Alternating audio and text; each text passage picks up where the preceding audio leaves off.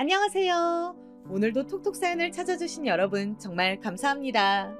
오늘 사연 진짜 사이다 사연인데요. 끝까지 집중해서 잘 들어주세요. 그럼 시작해 볼게요.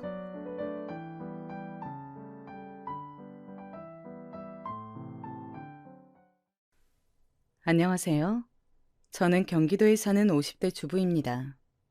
여러분, 말의 힘이라고 들어보셨나요?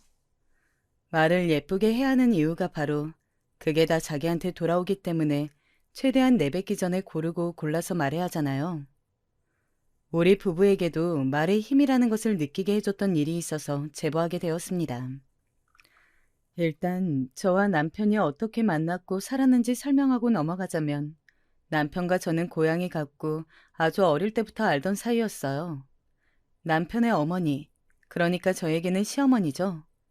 시어머니와 친정엄마가 고등학교 동창이었고 둘도 없는 단짝이라 결혼해서도 계속 같은 동네에서 살아서 집안끼리 돈독했습니다.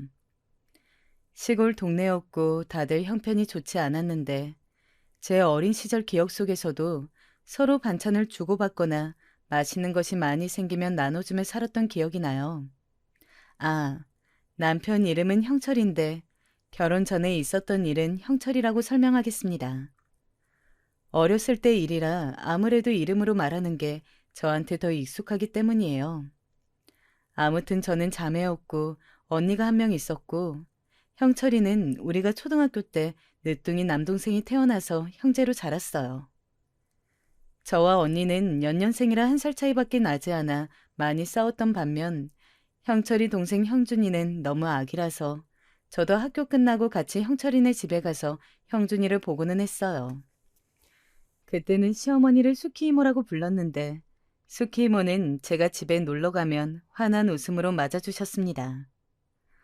우리 집엔 아들이 없고 형철이네 집에는 딸이 없어서 엄마와 수키 이모는 서로를 그렇게 부러워했대요.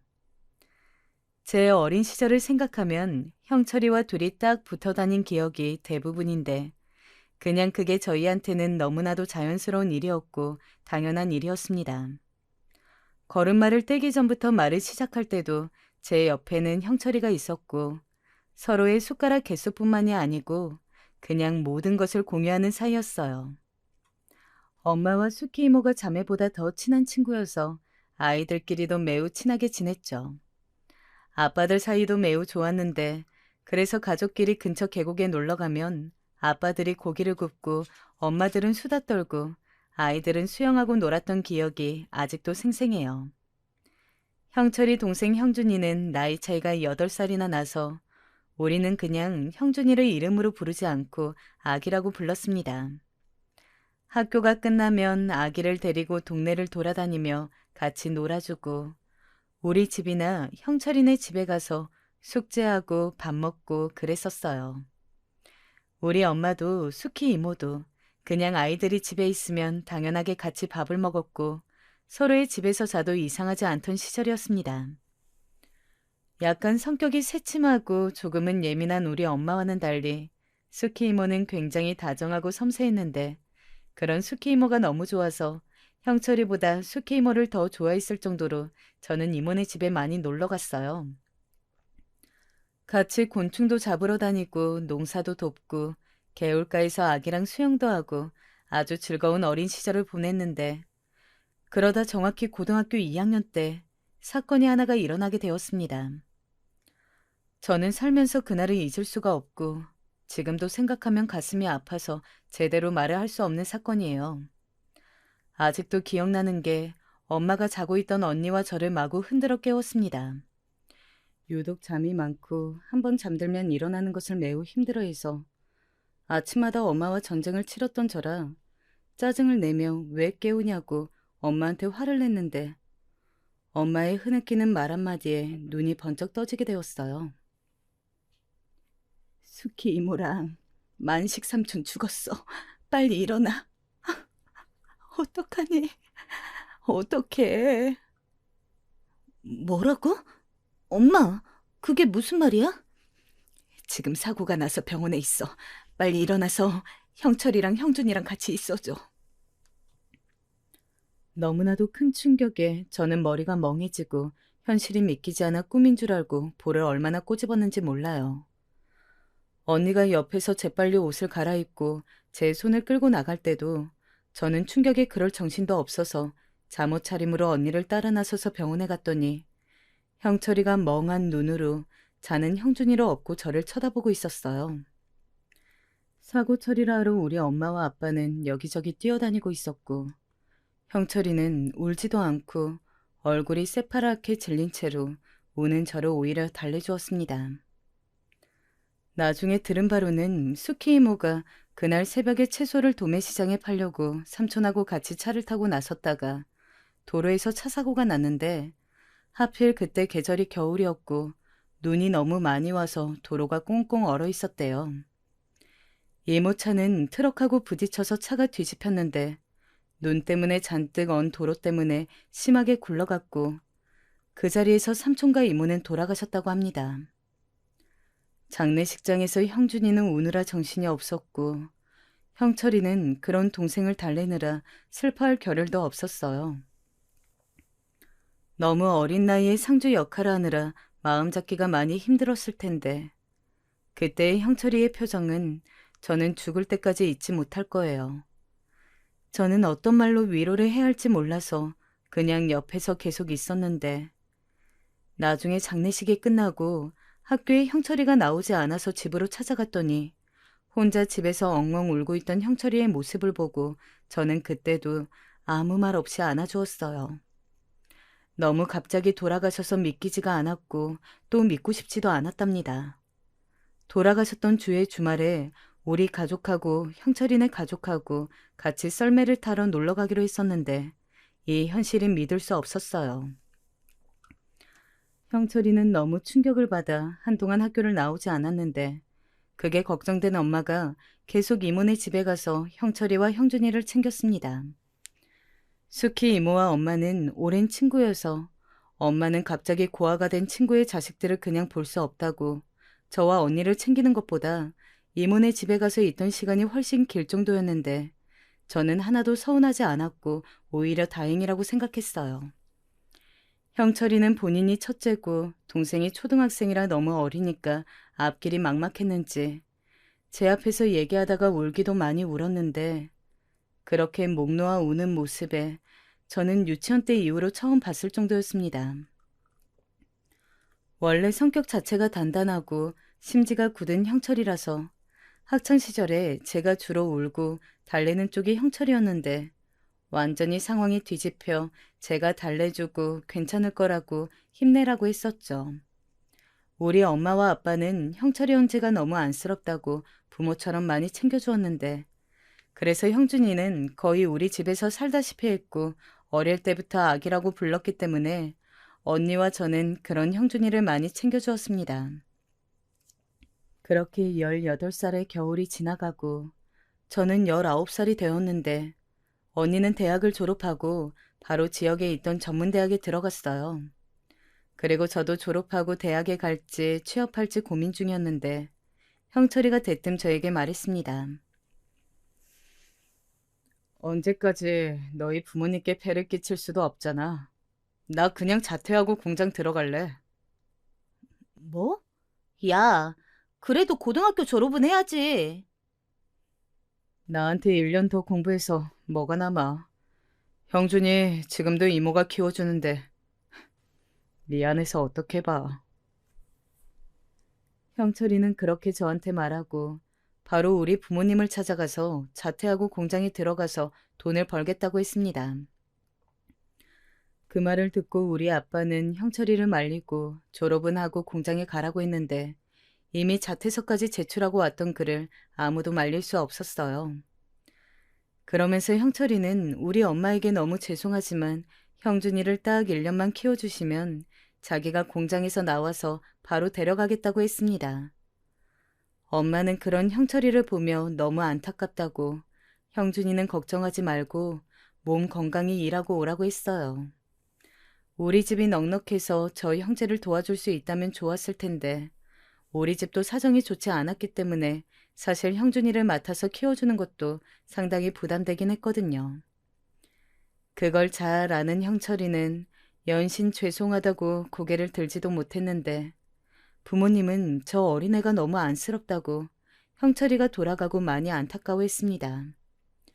그렇게 형철이는 자퇴하고 구두를 만드는 공장에 들어가서 집에 오지도 못하고 일만 했어요. 가끔가다 휴가를 받아 집에 올 때는 우리 부모님과 언니와 저를 위한 구두도 가져오고 소소하게 용돈도 가져왔는데 부모님은 절대 그 돈을 받지 않으셨습니다. 형준이가 눈치 보지 않고 집에서 살 수 있게 식구들은 아주 예뻐했고 특히 엄마가 형준이를 많이 챙겼는데 수키 이모와 형준이가 유독 닮았기 때문이에요. 제가 봐도 형준이는 날이 갈수록 이모의 얼굴이 보였고 오랜 친구였던 엄마는 그걸 누구보다 잘 알고 있었죠. 어렸을 때 이미 기저귀까지 갈아줄 정도로 제 동생이라고 생각했던 형준이라 저도 참 많이 데리고 다니며 놀아주었습니다. 그렇게 고등학교를 졸업하고 형철이는 약속대로 우리 집을 찾아와서 형준이를 원래 살던 자기 집으로 데려갔어요. 그러지 않아도 된다고 차라리 돈을 더 모으라는 우리 부모님의 만류에도 이제 성인이니까 자기가 동생을 책임진다고 꾸역꾸역 형준이를 데려간 형철이는 공장에 여전히 다니긴 했지만 예전처럼 숙식하며 다니진 못했고 3교대로 번갈아가며 일을 했습니다. 일하는 시간이 일정하지 않아 형준이를 챙기는 것도 힘들 텐데 제가 엄마 심부름으로 집에 가면 깨끗하게 청소도 하고 열심히 형준이를 키우고 있었어요. 저는 고등학교를 졸업하고 바로 우리 고향 마을에 있던 은행에 취업해서 살았는데 퇴근하고 형철이네 집에 가면 형철이가 있을 때도 있고 없을 때도 있었습니다. 공장에 간 날은 형준이만 집에 있었고 쉬는 날이어도 형철이는 일하느라 피곤해서 자느라 제대로 얼굴을 볼 수가 없었어요. 원래는 웃음이 되게 많았는데 부모님이 돌아가시고 웃는 얼굴을 본 적이 없어서 일부러 많이 웃기려고 노력했는데 그런 노력에도 사는 게 힘들었던 형철이는 점점 말수가 없어졌습니다. 우리 엄마는 시간 날 때마다 반찬을 해서 형철이네 집에 가져다 주었는데 형철이는 그것도 미안해서 받기 힘들어했어요. 그러면 엄마는 늘 집에 와서 저에게 저렇게 착하고 성실한 것을 보니 수키 이모의 아들이 맞다 하며 하늘에 있는 이모를 그리워하셨습니다. 이모와 삼촌의 제사가 있던 날은 우리 집 가족들이 총 출동해서 형철이네 집으로 갔는데 저는 그때마다 눈물이 나와서 혼자 훌쩍였어요. 형준이도 부모님이 보고 싶다고 우는데 형철이는 그냥 아무 말도 하지 않고 표정도 없이 묵묵히 해야 하는 일을 했습니다. 그런 와중에도 제 고등학교 졸업식 때는 꽃을 들고 찾아와서 축하해 주어서 얼마나 고마웠는지 몰라요. 그렇게 2년이라는 시간이 지나고 저는 언니의 소개로 첫 남자친구를 만나게 되었습니다. 언니 친구의 오빠였는데 언니는 그때 당시 남자친구가 있어서 저한테 대신 소개해 준 거였어요. 옆 동네 사람이고 집안이 과수원을 크게 해서 돈이 많다고 언니가 무조건 만나보라고 해서 얼떨결에 만나게 되었습니다. 직접 보니까 얼굴도 나쁘지 않고 성격도 시원시원하고 자신있게 행동해서 저도 그 오빠가 마음에 들었어요. 그렇게 몇 달을 사귀었는데 그 오빠가 치명적인 약점이 하나 있었는데 술을 너무 좋아해서 친구들 모임이 많았고 심지어 술에 취하면 흔히 말하는 개가 된다는 점이었어요. 지나가는 사람에게 괜히 시비를 걸고 저를 때리지는 않았지만 물건을 던지거나 소리를 지르는 행동들을 많이 했어요. 본인이 술을 잘 마신다고 하길래 잘 취하지 않는 사람이구나 생각했더니 전혀 아니었고 사귀는 내내 술을 안 마신 날을 세는 게 더 빠를 정도였습니다. 뭐 자기가 조절할 수 있고 행패를 부리지 않으면 누가 술 마신다고 뭐라 하나요? 그게 아니라서 당황스럽고 또 한편으로는 무서웠습니다. 저는 그 오빠를 보면 예전에 초등학교 때 친하게 지내던 미영이가 생각났는데 미영이 아버지가 평소에는 멀쩡하다 술에 취하면 그렇게 동네 사람들에게 시비를 걸고 다녔거든요. 나중에는 미영이 어머니까지 때려서 어머니가 친정으로 도망가서 미영이가 엄마 보고 싶다고 학교에서 울기도 했습니다. 그런 모습들이 생각나며 도저히 만날 수 없다고 판단해서 언니한테 말하니까 언니도 놀라면서 자기는 그런 걸 전혀 몰랐다고 헤어지라고 하더라고요. 친구는 멀쩡했고 언니한테도 자기 오빠가 술 마시면 개가 된다는 사실을 전혀 알려주지 않았다고 합니다. 언니 말대로 그 오빠한테 가서 그만 만나자고 했더니 막 저한테 화를 내며 헤어질 수 없다고 돌변해서 목에 핏대를 세우며 소리를 질렀습니다. 왜 갑자기 헤어지냐고 배신자라고 사람들이 쳐다보는데도 길거리에서 마치 저를 때릴 것처럼 행패를 부렸어요. 저는 너무 무서워서 그 길로 바로 우리 동네로 왔는데 그 오빠가 저를 따라오는 거예요. 버스를 타고 도망가고 있었는데 달리기로 버스를 따라오는 그 오빠를 보고 미쳤다고 하며 오들오들 떨며 집으로 왔습니다. 같은 버스에 타 있던 아주머니들이 저 사람 도대체 뭐냐고 저한테 돈 받고 갚지 않았냐고 물어볼 정도였어요. 평소에 저를 집으로 데려다 주느라 오빠는 우리 집을 알고 있었는데 저러다 개가 된 채로 우리 집에 와서 저와 가족들을 해코지할까 너무 무서웠습니다. 아니나 다를까 그 오빠는 그날 밤 우리 집에 술에 취한 채로 찾아와서 헤어질 수 없다며 고래고래 소리를 지르고 한 손에는 소주병까지 들고 난리를 치니 당연히 부모님은 아셨고 동네에서도 우리 집에 구경 오고 했습니다. 아빠가 나서서 아무리 좋은 말로 타일러도 듣지를 않아 고통스러웠는데 그때 마침 형철이가 우리 집에 왔어요. 아빠가 아무리 남자여도 그 오빠는 젊고 키도 아빠보다 훨씬 커서 저는 경찰을 부를 준비를 하고 있었는데 마침 구세주처럼 나타났습니다. 형철이 집에 엄마가 아침에 반찬을 가져다 주셨는데 그릇을 돌려주려고 왔는지 한 손에는 그릇이 들려 있었습니다. 너 뭐야? 여기 왜 왔어? 뭘 쳐다봐? 콱! 그 오빠는 술에 취해서 형철이에게 시비를 걸었고 저는 무서워서 우리 집에 같이 있자고 했더니 형철이는 알겠다고 대답했습니다. 그런데 자연스럽게 우리 집으로 들어오는 형철이를 보고 그 오빠는 눈이 뒤집혀서 제가 바람을 피웠다고 욕을 하며 달려들었어요. 저한테 달려드는 오빠를 형철이가 나서서 막았고 그 과정에서 몸싸움이 일어나게 되었습니다. 우리 집 마당에서 소주병이 나뒹굴고 진짜 아비규환이 따로 없었어요. 결국 형철이가 그 오빠를 제압하고 다시는 얼쩡거리지 말라고 말하고 돌려보냈는데 저는 이 사건을 계기로 남자를 만나지 못하게 되었어요. 원래 성격이 쾌활하고 학창시절 내내 남자아이들과 몰려다니면서 곤충도 잡고 술래잡기도 하고 몸으로 많이 놀 정도로 활발했는데 저 사건이 너무 충격적이라 남자 근처에 가지도 않았습니다. 유일하게 형철이와 형준이만 괜찮았는데 워낙 기억이 날 때부터 제 옆에 있던 사람들이라 그런 것 같아요. 그리고 어디 멀리 갈 때는 형철이에게 부탁해서 같이 가고 그러다 보니 본격적으로 의지를 많이 하게 되었는데 그러던 어느 여름밤에 형철이가 저에게 남은 인생도 같이 살아보자고 진지하게 고백해서 사귀게 되었습니다.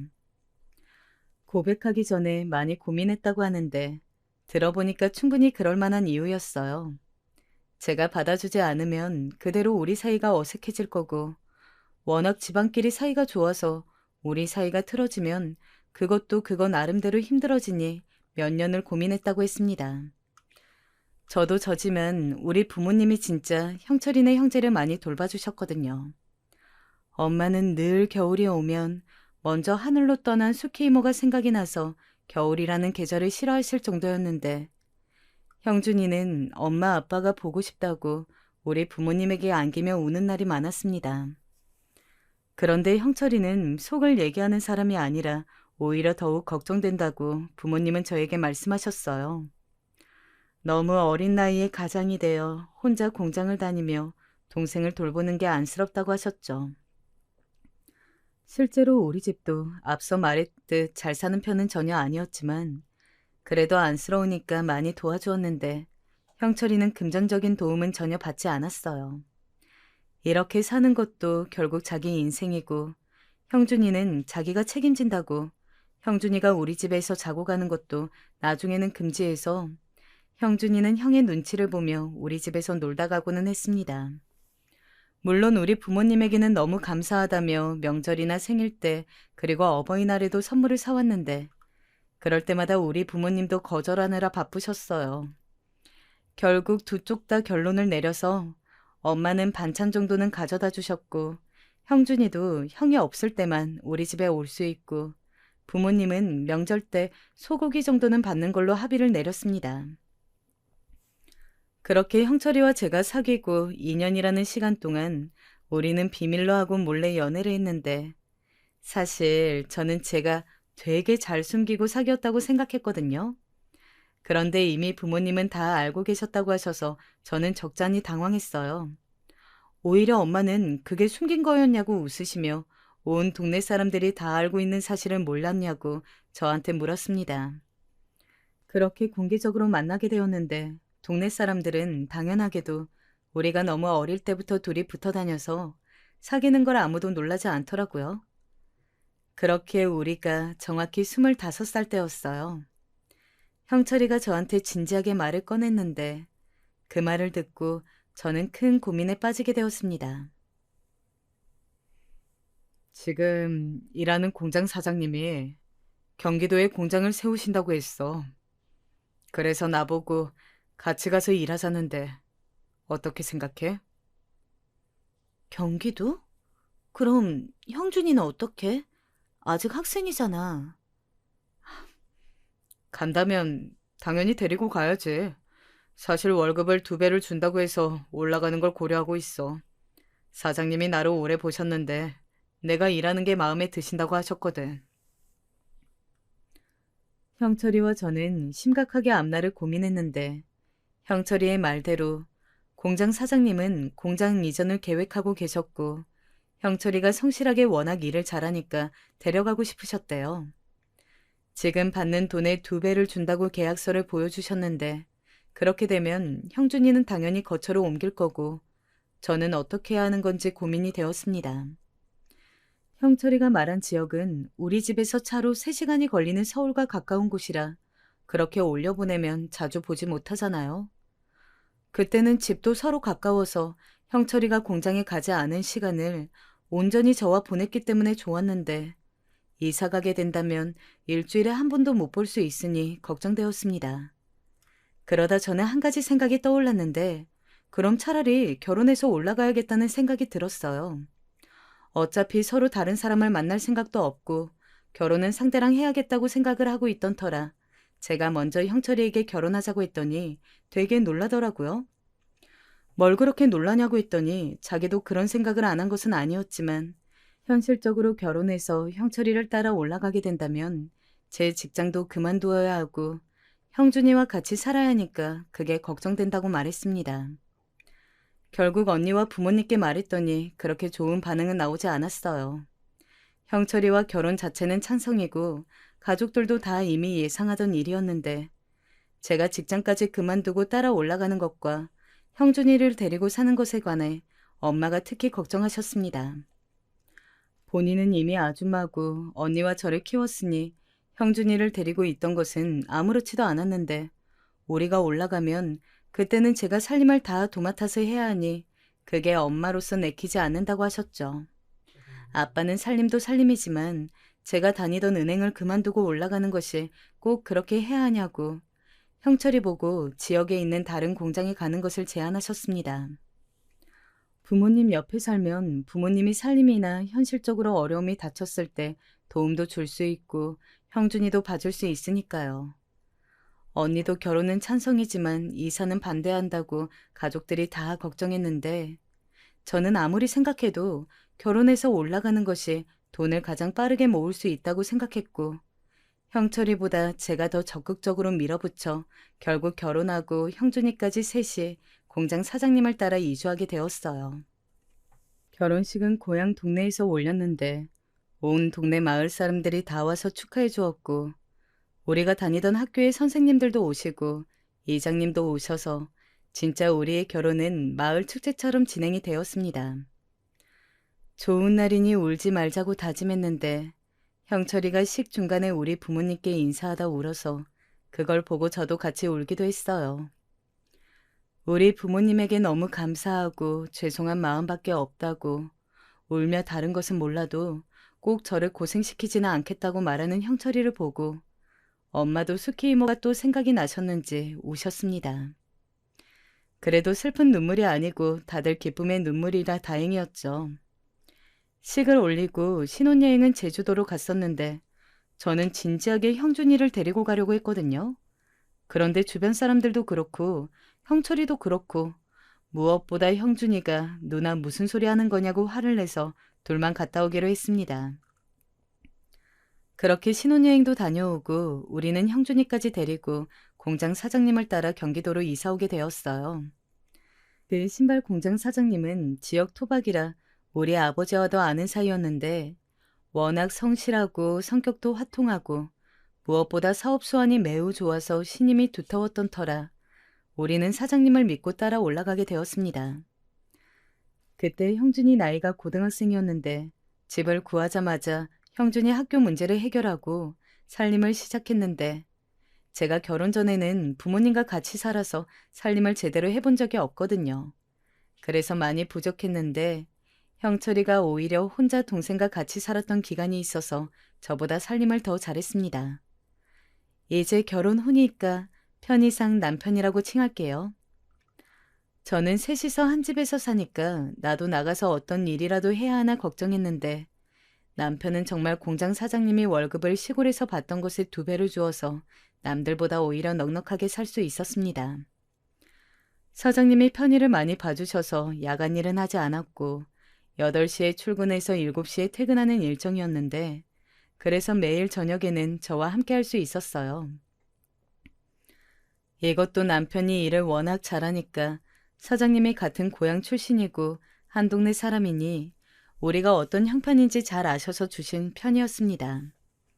그런 사장님이 고마워서 남편도 더 열심히 일했고 월급도 날이 갈수록 늘어났어요. 그렇게 우리는 평화롭게 살고 있었는데 문제가 하나 있었어요. 바로 도련님 문제였는데 분명 경기도로 올라오기 전에 시골에서는 되게 순했던 도련님이 올라오고 나서는 저와 남편의 속을 많이 썩였습니다. 수키 이모의 배 안에 있을 때부터 봐서 성정 자체가 나쁜 아이는 아니라는 것은 저도 당연히 알고 있었고 무엇보다 우리 집에서 살았던 기간도 있고 아주 가깝게 지냈기 때문에 도련님의 일탈은 저에게 큰 충격을 가져다 주었습니다. 원래도 도련님이 고집이 좀 있었고 특히 너무나도 어린 나이에 수키 이모와 삼촌이 돌아가시고 형이랑 세상에 남겨져서 그때 많이 슬퍼하긴 했거든요. 울기도 많이 울어서 달래주느라 저와 엄마가 얼마나 고생했었는지 아직도 생생할 정도랍니다. 그래도 나쁜 아이는 아니라 관심과 사랑을 많이 주면 괜찮았는데 시골에서 도시로 올라오고 저와 남편이 사는 게 워낙 바쁘기도 했고 또 그래서 그런가? 도련님은 학교에서 질이 나쁜 아이들과 어울리기 시작했어요. 고등학생인데 술과 담배에 손을 대기도 해서 남편이 많이 속상해하기도 하고 화를 내기도 했는데 이미 한 번 손을 대니까 멈출 수 없는지 계속 사고를 치고 돌아다녔습니다. 사실 남편에게 말한 적 없는 비밀도 있는데 남편 몰래 제가 도련님이 다니던 학교까지 가서 담임선생님을 뵙고 사과하고 돌아온 적도 있어요. 남편이 알면 도련님이 맞고 집 밖으로 쫓겨날까봐 제가 말하지 않겠다고 하고 그 대신 다시는 술과 담배에 손대거나 다른 학생들을 괴롭히지 않겠다고 약속했는데 그 약속은 무참히 깨져버리고 말았습니다.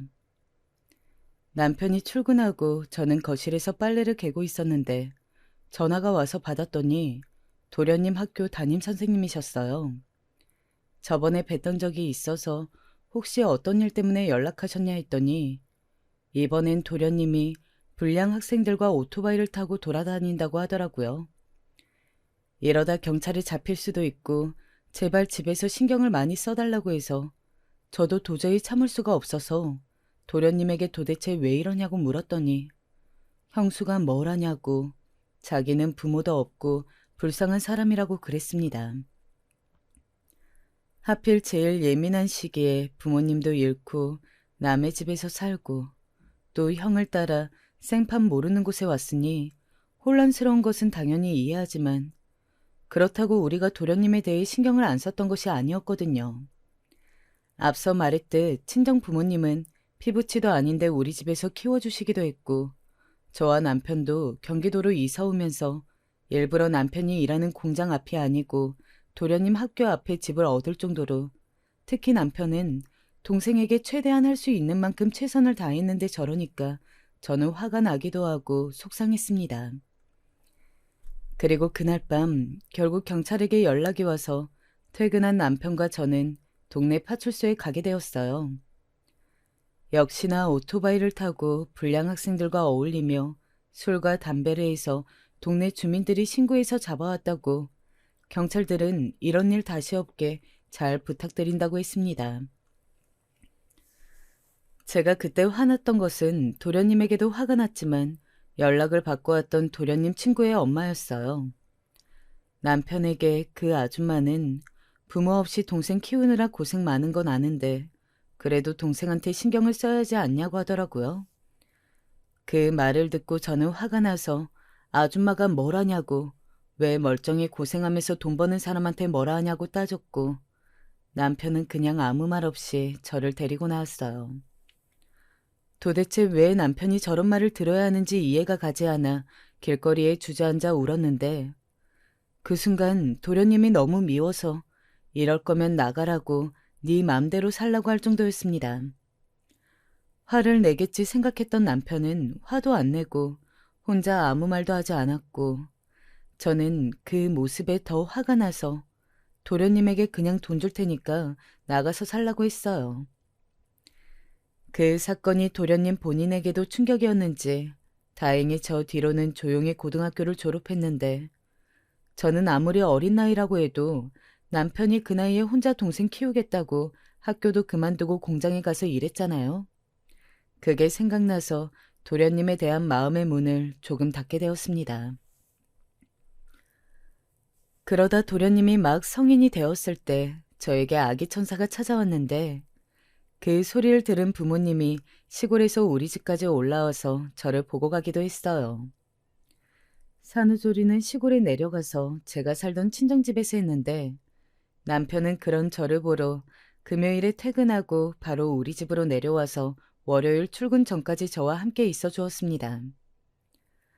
우리 아이는 남자아이였는데 제가 자매라서 남자아이가 없던 부모님은 손자가 남자라니까 되게 좋아하셨어요.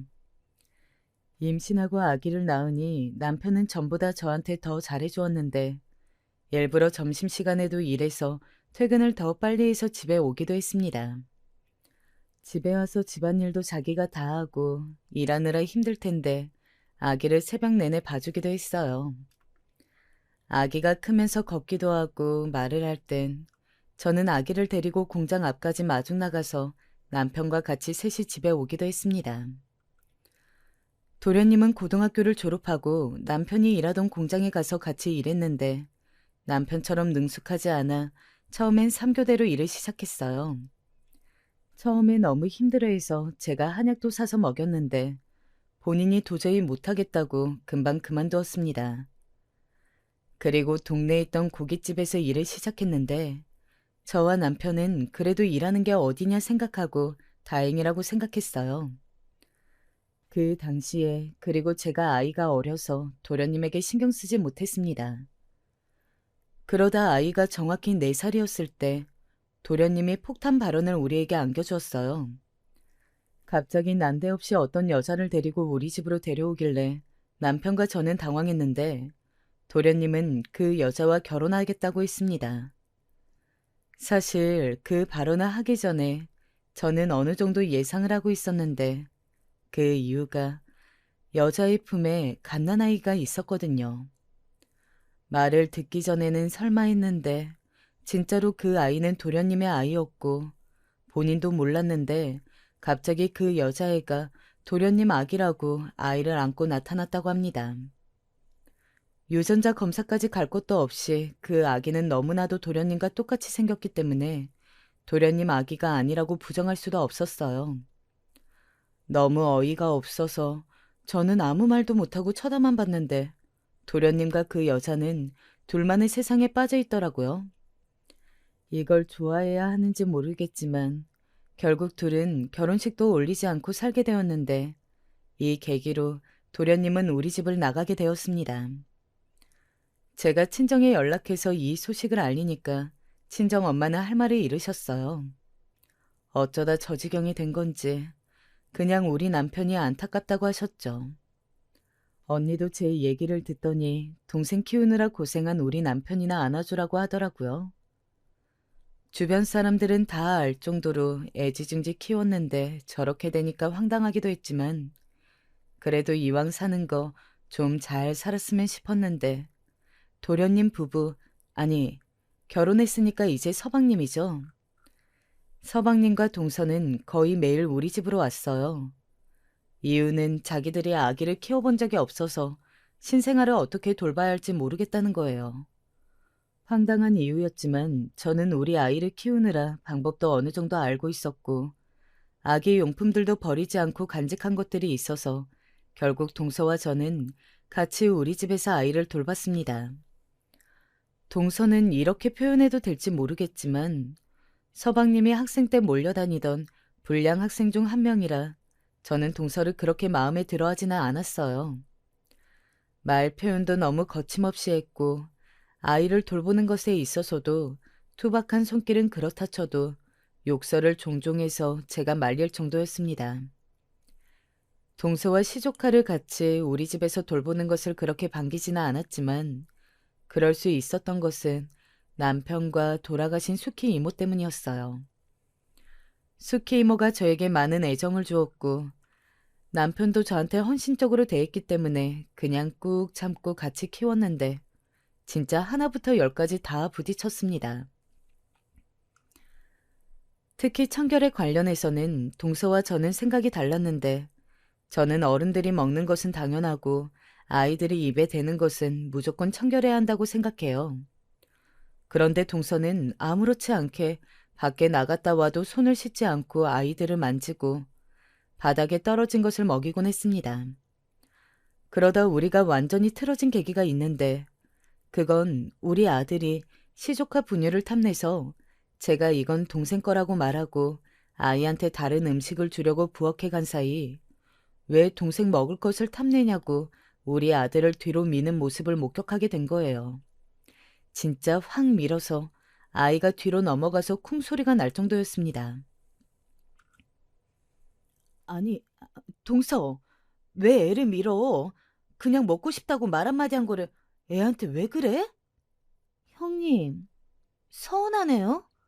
그냥 장난인데 뭘 그렇게 진지하게 반응하세요? 아들은 뒤로 넘어져서 울고 있고 저는 말 한마디 잘못했다가 밀쳐진 내 아이가 안타까워서 달랬더니 저에게 유난이라고 하더라고요. 그래서 내가 유난이 아니고 동서가 너무 아이 대하는 법을 모른다고 했더니 집을 가겠다고 짐을 싸서 나갔습니다. 동서가 우리 집에 있어도 어차피 도움된 적도 없고 제가 집으로 부른 것도 아니라 저는 나가면 오히려 좋아서 빨리 나가라고 했더니 그걸 또 서방님한테 일러서 남편이 퇴근하고 저한테 저 사건을 묻더라고요. 이제껏 참았던 것을 다 토해내고 결론은 서방님과 남편은 둘이 대화하고 더 우리 집에 오지 않기로 서로 합의했습니다. 이 사건은 그냥 계기였고 그 전에 제가 동서한테 당하며 혼자 참았던 것이 많아서 저는 동서가 집에 오지 않으니까 날아갈 것 같은 기분이 들 정도로 기뻤어요.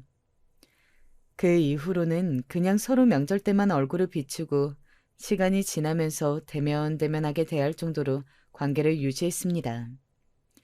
친하지 않아도 저는 괜찮아서 딱 그 정도 거리감이 좋더라고요.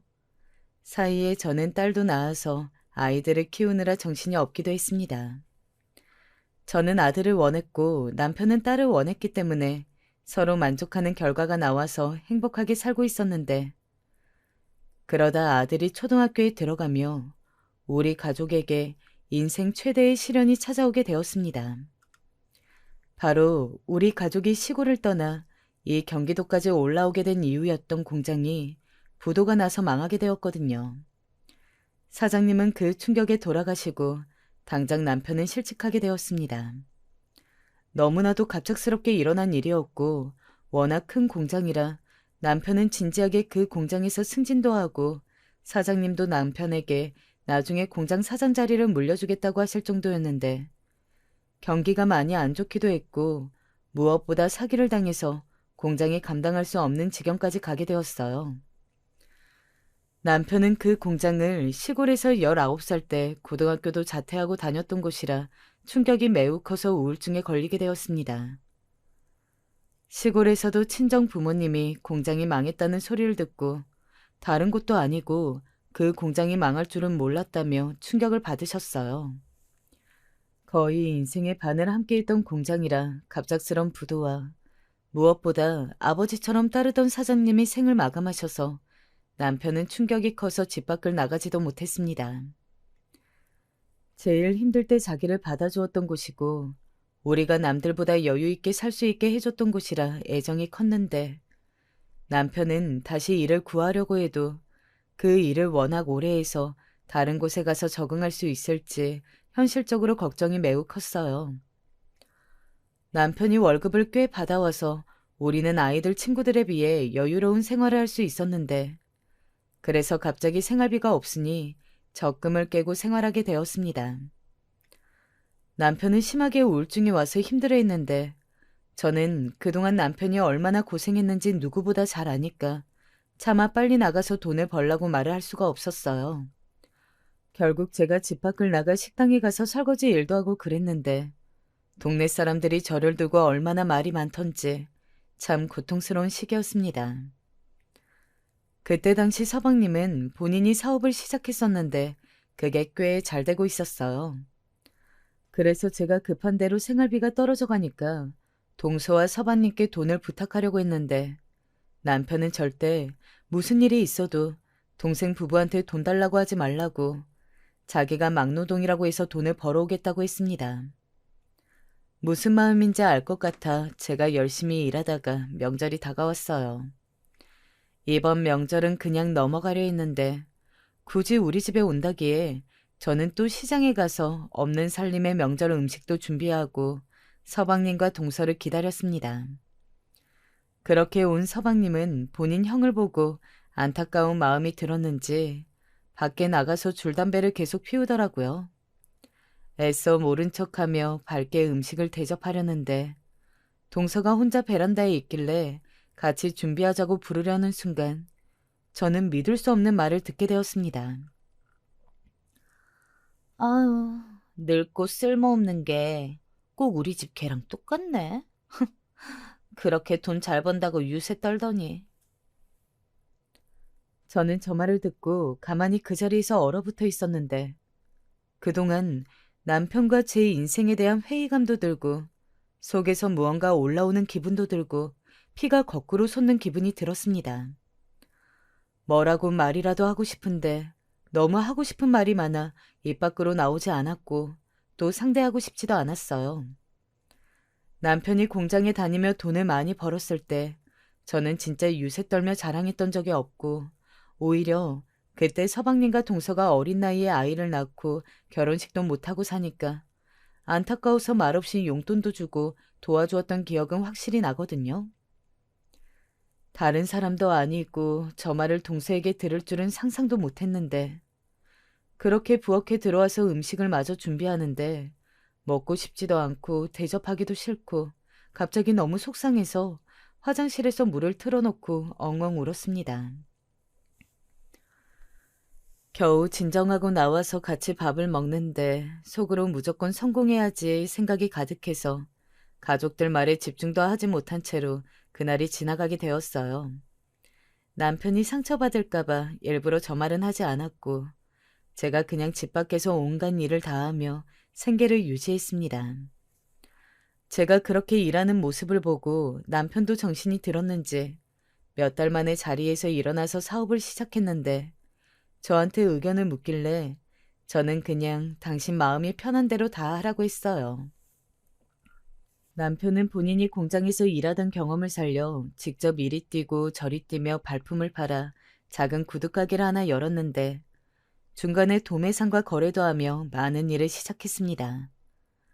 중간에 생각보다 일이 풀리지 않아 고통받을 때도 있었고 좌절할 때도 분명히 있었지만 남편과 저는 그럴 때마다 더 생각을 고쳐가며 서로 의지하며 버텼어요. 대량 주문건이 무산되어 갑자기 재고가 한가득 쌓였을 때도 무작정 남편과 저는 어떻게든 처리하겠다고 회사를 돌아다니며 팔기도 하고 그렇게 재고가 하나도 남지 않던 날에는 기뻐서 끌어안고 울기도 할 정도였습니다. 같이 일하며 아이들한테 신경을 못 써서 미안했는데 아들과 딸은 엄마와 아빠가 열심히 일하는 모습이 좋다고 오히려 응원을 해줘서 저는 이래서 가족밖에 없다고 생각할 수 있었어요.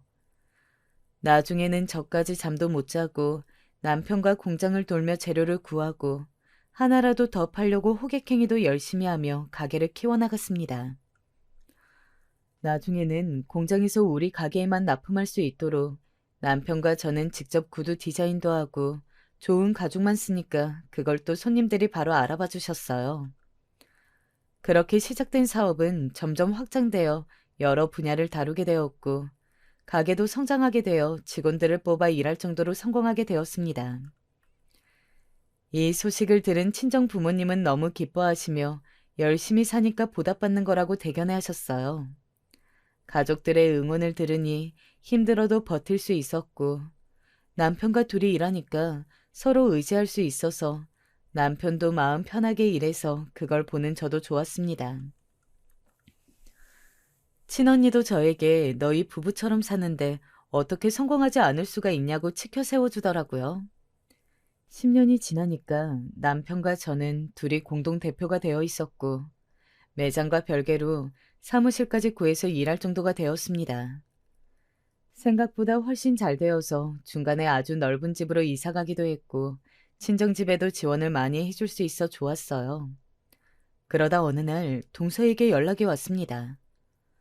동서가 남편에게 막말한 이후에는 저도 정이란 정은 다 떨어져서 연락한 적도 없었거든요. 동서는 그래도 잊을만 하면 연락 와서 서방님이 얼마나 돈을 잘 버는지 굳이 알려주고는 했는데 반갑지 않아 나중에는 제가 연락을 받지 않기도 했을 정도였습니다. 그 이후엔 사는 게 바빠 연락이 서로 되지 않았고 어쩌다 연락이 와도 그건 다 본인 집 자랑이라 반갑지 않았었죠.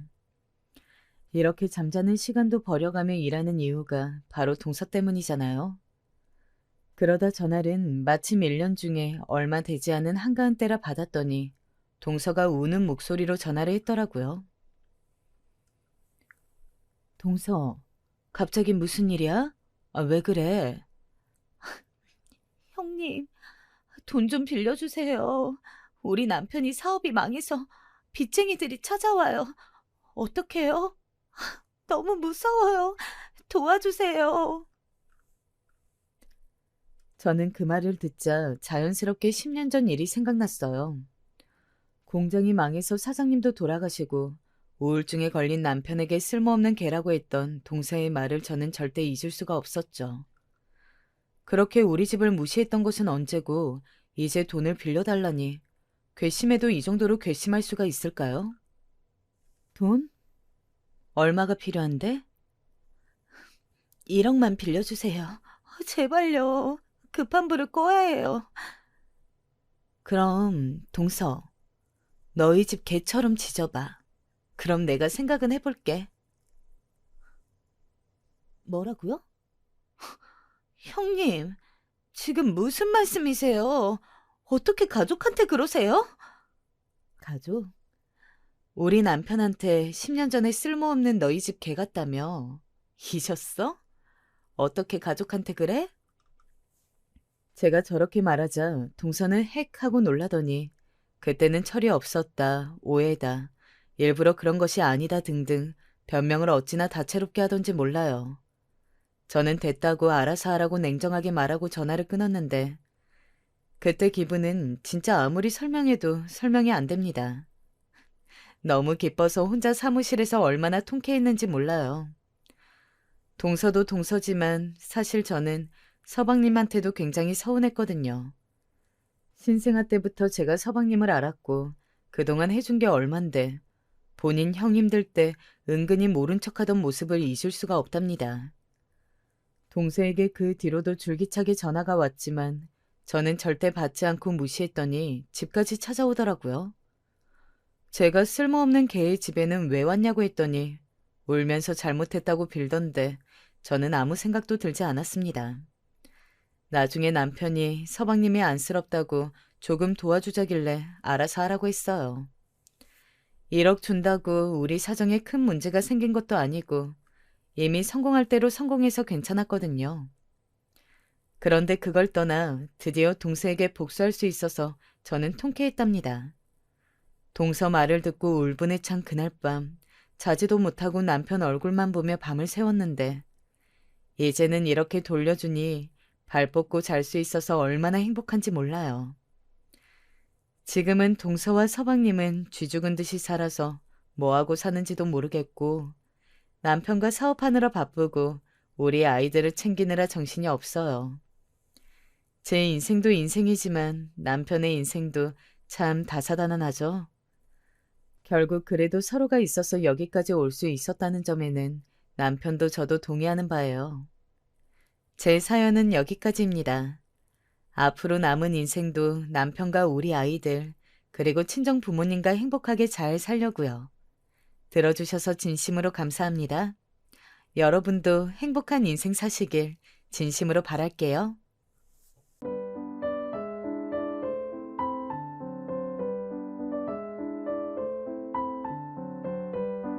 안녕하세요. 오늘도 톡톡 사연을 찾아주신 여러분 정말 반갑습니다. 오늘은 정말 재미있는 사연을 가지고 왔어요. 끝까지 집중해서 들어주세요.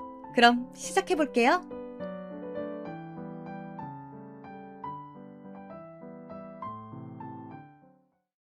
안녕하세요. 저는 서울에 사는 40대 주부입니다. 제가 인생으로 오래 산 것은 아니지만 최근에 역대급으로 황당하면서도 어이가 없고 또 웃긴 얘기가 있어서 제보하게 되었어요. 주위에 모임이 많아서 모일 때마다 이 얘기를 했더니 다들 배꼽 잡으며 웃더니 어디든 무조건 제보하라고 해서 용기 내어 제보하게 되었답니다. 여러분, 로미오와 줄리엣이라고 들어보셨나요? 흔히 말하는 원수의 집안은 다들 아시죠? 저는 제가 지극히 평범한 인간이라 이런 얘기는 당연히 저에게는 해당하지 않는다고 생각하며 살았습니다. 그런데 그 생각은 제 상견례 자리 때 깨지게 되었어요.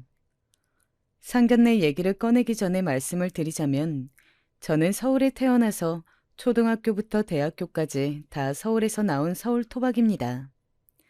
심지어 직장도 서울에서 잡아서 사실 서울을 벗어난 적이 없고 우리 집은 이사도 제가 초등학교 때 한 번 갔던 것을 빼고는 간 적도 없어요. 아버지는 은행에 다니시고 엄마는 집에 계셨는데 제 어린 시절을 생각해보면 지극히 평범했습니다. 적당히 화목하고 큰 탈 없이 자랐고 아버지도 어머니도 자식들이라면 뭐든지 좋은 것을 다 해주고 싶어 하셨죠. 아버지는 무뚝뚝하신 편이었고 말씀 자체가 별로 없으셔서 표현을 많이 하는 편은 아니었습니다. 반대로 엄마는 밝고 다정하셨지만 때로는 억세고 나설 일이 있으면 강하게 나설 줄 아는 멋진 엄마였어요. 아버지가 은행에 재직해서 가난하게 자라지는 않았지만 그렇다고 막 엄청 넉넉하고 여유롭게 자라지는 않은 대한민국의 평범한 가정이었습니다. 일남 일녀 중 장녀로 태어난 저는 밑으로 남동생이 있는데 3살 터울이고 동생과의 사이도 나쁘지도 않고 좋지도 않고 그냥 무난한 관계로 자랐어요. 학창시절 교우 관계도 그렇고 지금도 그렇고 저는 누구와 그렇게 크게 싸운 적이 한 번도 없는데 그렇다고 막 순하거나 그러지 않고 오히려 되게 무던한 성격입니다. 그래서 학교에 다닐 때는 우두머리로 다니기보단 친한 아이들과만 친하게 지내는 그런 아이였어요. 동생이나 저나 특별히 공부를 잘하거나 예체능의 두각을 보이지도 않아서 평범하게 저는 서울에 있는 대학교에 들어갔고 동생은 경기도에 있는 대학에 들어갔습니다. 그리고 나서는 남들이 다 하는 것처럼 저도 대학에 다니며 참 많이 놀기도 놀고 연애도 많이 했어요. 남자친구들의 군대를 기다리기도 하고 혹은 도중에 차거나 차이기도 했고 다 기다렸더니 저를 바람맞히고 떠난 놈도 있었네요. 대학 때는 노는 거라는 말을 입증이라도 하듯 저는 여기저기 많이도 놀러 다녔는데 그 기간은 아직도 그리울 정도랍니다. 미팅도 많이 하고 친구들과 매일 만나서 놀았어요. 그렇게 광란의 대학 시절을 보내고 저는 서울에 있는 어떤 중견기업의 회계팀에 입사해서 지금의 남편을 만나게 되었습니다.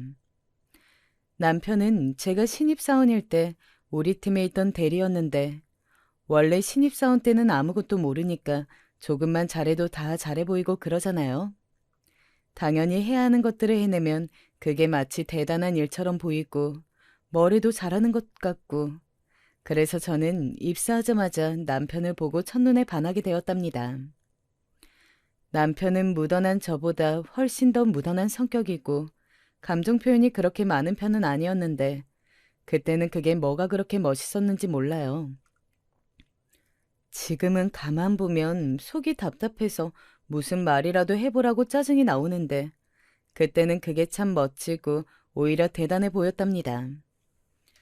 일방적으로 제가 들이대서 우리 연애는 시작되었는데 제가 회사 선배와 연애를 시작했다니까 엄마는 대학생 때처럼 또 몇 달 사귀다 헤어질 줄 알고 나중에 결혼할 사람만 말하라고 딱 잘라서 말했어요.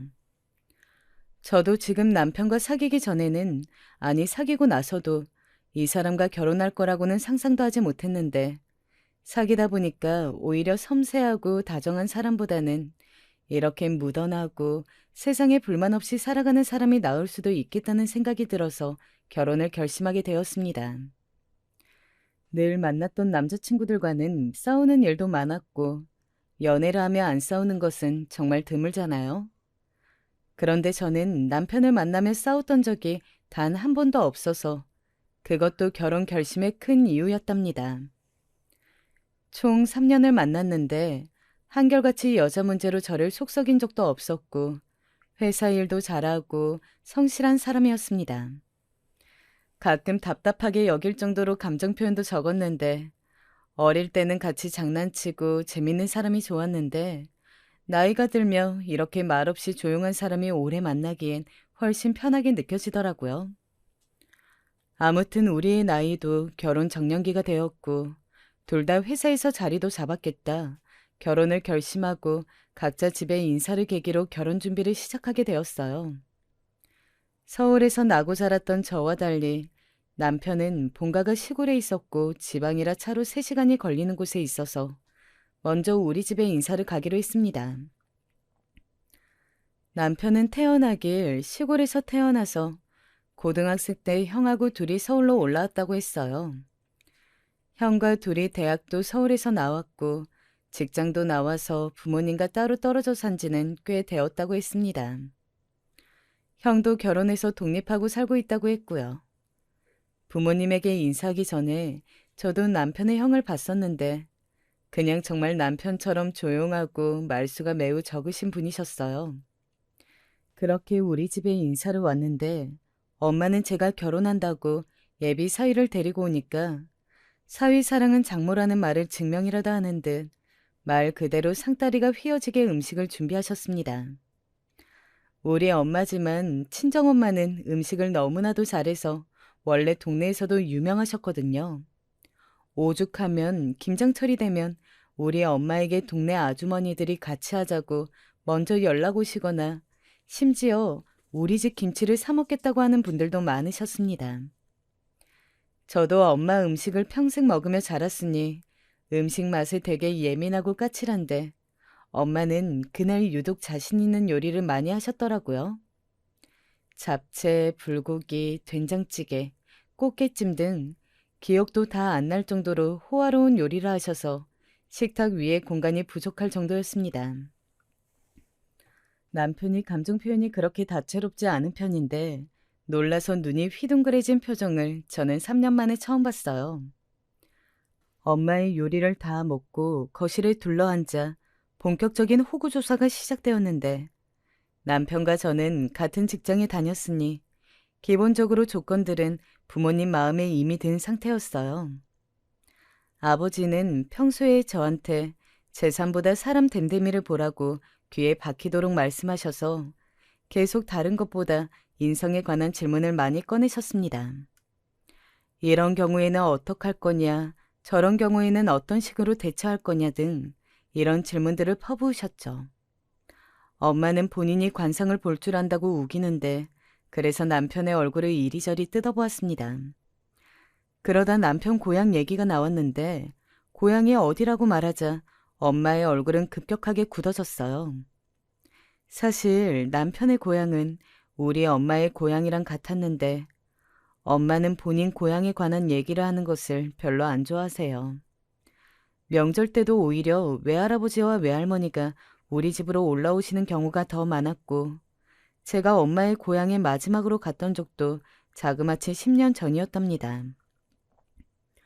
왜 조부모님과 사이가 안 좋았던 것은 전혀 아니고 오히려 엄마는 외할아버지와 외할머니에 대해 항상 걱정하고 또 걱정하는 편이었어요. 하지만 텔레비전에서 어쩌다 프로그램에서 고향 지역만 나와도 엄마는 채널을 돌리시곤 했답니다. 궁금해서 물어봐도 엄마는 됐다고 넘기셨기 때문에 저는 별일 아니라고 생각하게 되었죠.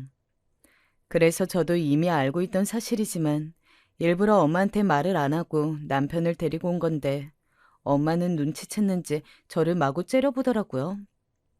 엄마는 표정 관리를 금세 하더니 다른 주제로 얘기를 돌렸고 남편은 그렇게 인사를 마치고 집에 돌아가게 되었습니다.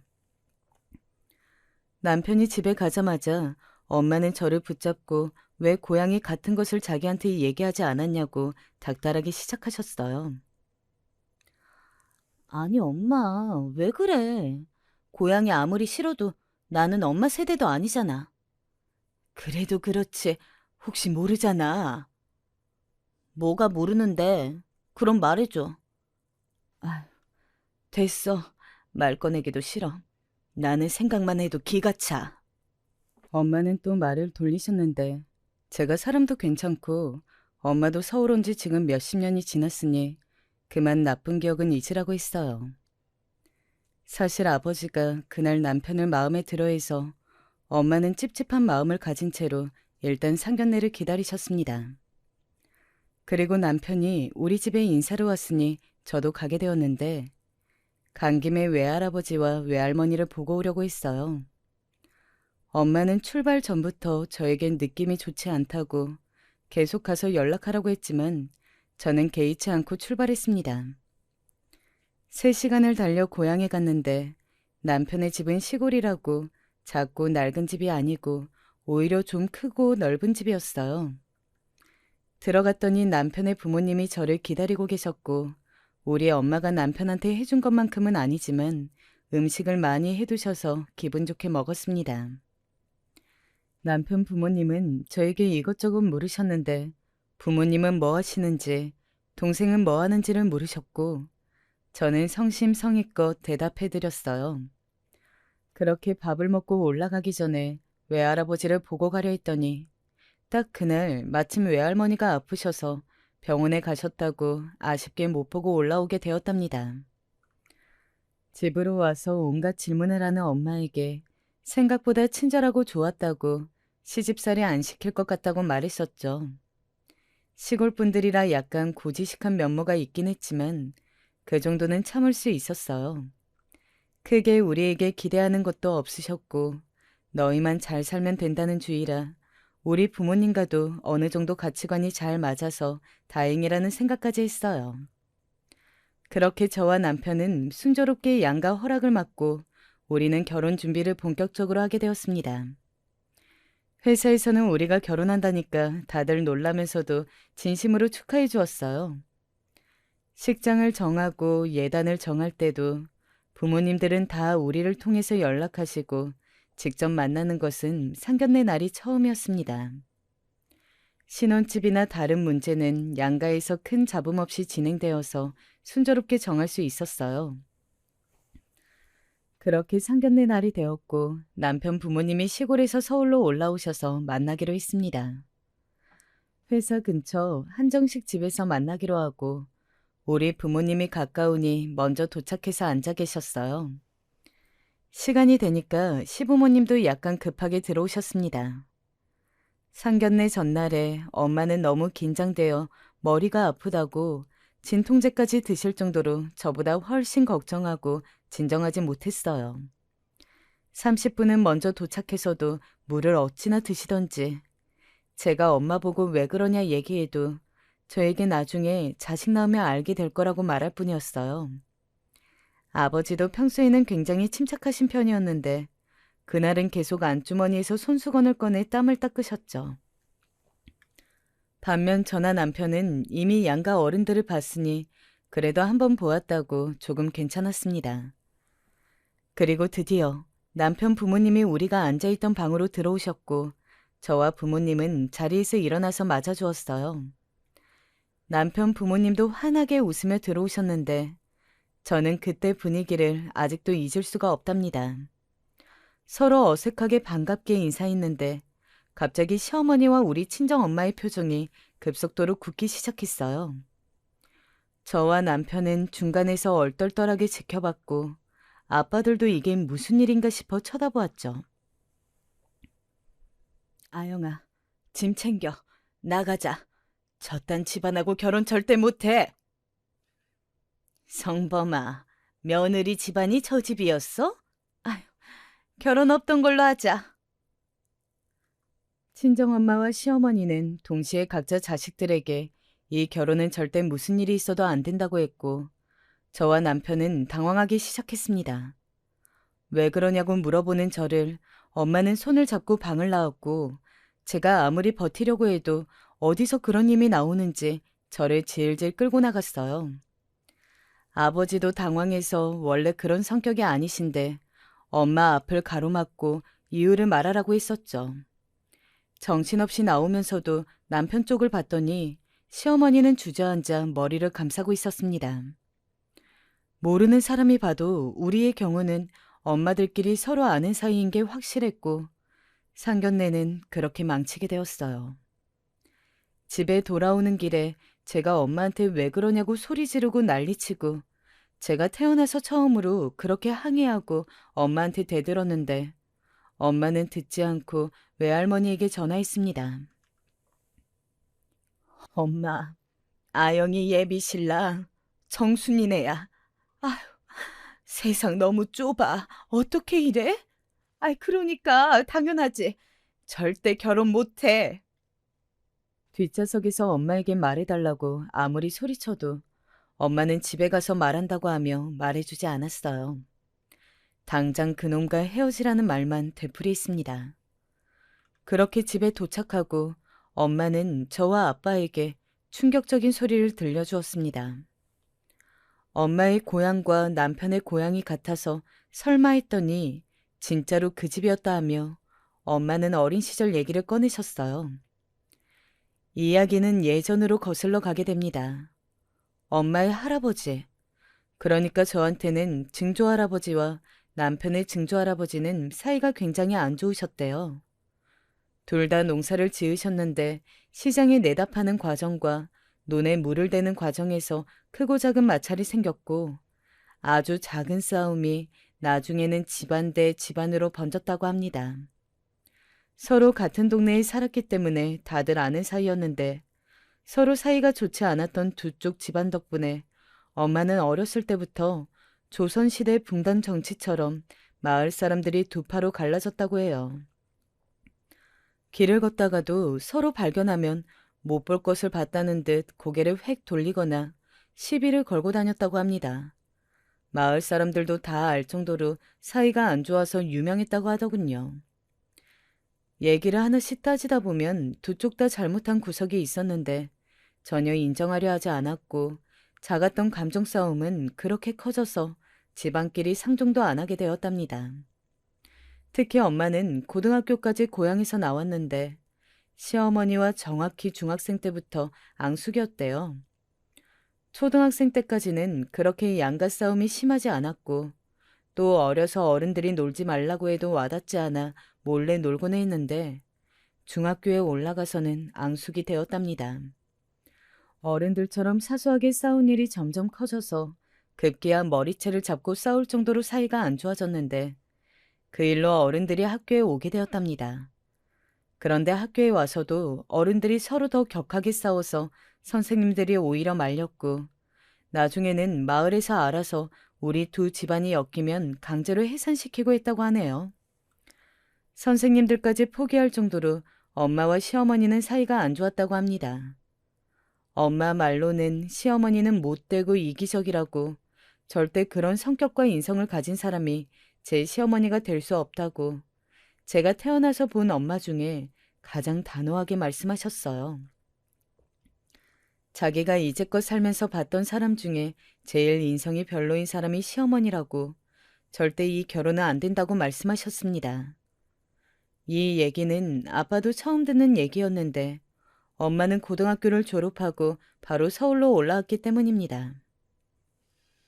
내가 정숙이 걔 보기 싫어서 올라온 거야. 똥이 무서워서 피해? 더러워서 피하지. 그쪽 집안은 기본이 안 되어 있는 집이야. 절대 결혼 못해. 다른 남자 찾아. 엄마는 더 말할 것도 없다고 부정탄다고 입에 오르지도 말게 하라고 하셨어요. 아주 예전부터 엄마가 서울에 올라오기 전부터 가족끼리 사이가 안 좋았다고 하더라고요. 외할아버지도 그쪽 집안이라고 하면 그쪽으론 눈길도 돌리지 않는다고 하셨습니다. 외할머니는 시어머니 엄마와 머리채 잡고 싸운 적도 있다고 하더라고요. 엄마가 저렇게까지 말하니까 저도 이 결혼이 맞는 건가 생각했지만 한편으론 나하고는 관계가 없다고 생각했습니다. 원수의 집안이라고 결혼 반대를 하는 게 이렇게 평범하게 살아온 내 인생에 일어나게 될 줄은 전혀 몰랐죠. 엄마가 그렇게 치를 떨며 반대하셔도 저는 이미 남편과 결혼하고 싶은 마음이 굴뚝 같아서 마음을 접는 게 쉽지 않았습니다. 아버지에게 중재를 요청해봐도 아버지는 한숨만 쉬며 엄마와 둘이 얘기하라 하셨고, 엄마는 제가 말만 꺼내도 결혼은 무슨 빨리 헤어지라고 난리치셨죠. 남편에게 연락하니 본인도 과거 얘기를 다 들었고 저처럼 시어머니가 당장 헤어지라고 하는 중이라고 말하더라고요. 솔직히 얘기하자면 남편도 저도 아무리 양가 어른들이 사이가 좋지 않아도 우리는 사이가 좋으니 별 상관이 없었습니다. 하지만 결혼은 우리만 좋다고 되는 연애도 아니고 오히려 집안과 집안의 연결이잖아요.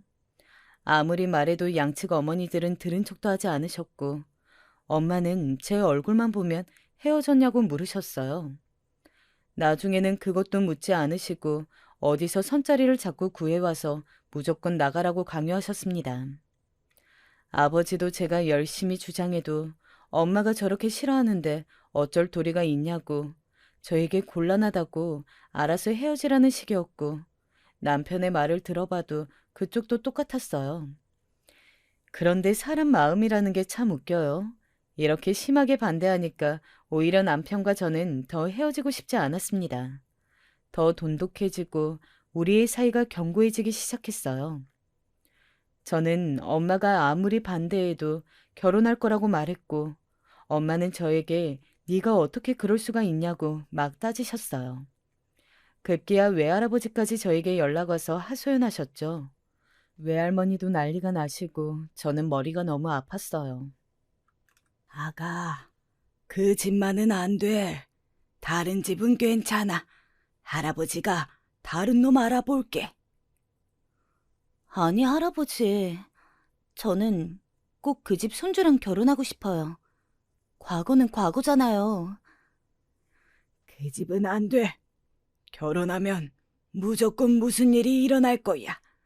그 집은 하나같이 못된 놈들밖에 없어. 할아버지, 저 믿어주세요.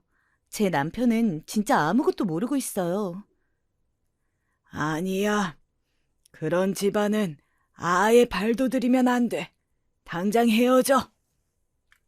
아무리 사이가 안 좋아도 저와 남편은 그 사실을 전혀 모른 채로 자랐고 만나서 연애한 건데 너무 억울한 마음이 들었습니다. 어른들끼리 사이가 안 좋았다고 해도 남편과 저는 사이가 안 좋은 것도 모르고 자랐거든요. 알고 사귄 것이 아니니까 저와 남편은 황당했습니다. 우리 엄마는 저에게 회사까지 그만두고 아예 다른 곳으로 이사 가자고 할 정도로 반대하셨는데 저는 엄마가 그럴수록 헤어지고 싶은 마음이 들지 않았어요. 제가 직접 그 광경을 보고 자랐으면 어느 정도 이해할 텐데 그것도 아니고 남편과 저한테는 그저 어른들의 싸움이라고밖에 느껴지지 않았답니다. 그러다 양가에서도 어쩔 수 없이 허락하게 된 사건이 발생했는데 바로 제가 임신을 해버렸어요. 결코 의도적으로 임신한 것은 전혀 아닌데 엄마는 제가 일부러 임신했다고 외할머니에게 전화해서 엉엉 우시며 딸을 잘못 키웠다며 목 놓아 우셨습니다. 아니 아무리 그렇다고 일부러 의도적으로 임신을 하는 것은 말이 안 되잖아요. 진심으로 우연히 생긴 아기였고 양가 어른들 때문에 결혼식도 암묵적으로 취소되고 미뤄지고 있었는데 이 사건을 계기로 남편과 저는 더 돈독해지게 되었습니다. 외할아버지는 저를 남자인 남동생보다 훨씬 예뻐하시고 어와둥둥 사랑만 주셨는데 임신 소식을 듣고 저에게 처음으로 화를 내셨어요. 감히 우리 손녀딸한테 저 죽일 놈의 가정에 씨를 품게 했다고 남편을 찾아가서 따지고 시골에서도 싸움이 났었다고 합니다. 세월이 지나고 서로 모른 척하며 무시하고 지냈었는데 제가 임신했다는 소식을 듣고 외할머니와 외할아버지가 시댁에 찾아가서 난리를 치셨대요.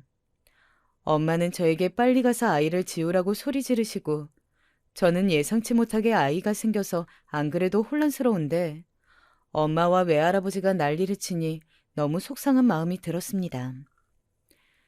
남편과 아무리 얘기해도 우리는 절대 아이를 지우고 싶지 않았고 결국 저는 임신한 몸으로 단식 투쟁까지 하며 결혼까지 성공하게 되었어요. 아이가 내 배 안에 있다는 것을 아니까 어떻게든 지켜야겠다는 생각이 들어서 포기할 수가 없었습니다. 남편도 저도 무슨 일이 있어도 기어코 아이를 출산하고 우리끼리 잘 키워보자고 다짐했었죠. 살면서 엄마한테 반항해 본 적도 없고 이렇게 부모님 뜻을 반기를 들었던 적이 없는데 그때 저는 매우 절박했답니다. 엄마는 저에게 그럴 거면 집을 나가서 네 마음대로 하고 싶은 것 마음대로 하고 살라고 얼굴도 보기 싫다고 하셨는데 저는 진짜 남편은 잘못이 없으니 제발 결혼만 시켜달라고 했습니다. 남편도 그 성격의 부모님에게 태어나서 처음으로 화내고 적극적으로 의견을 전달했더니 그쪽 부모님들도 머리를 부여잡고 누우셨다고 하더라고요.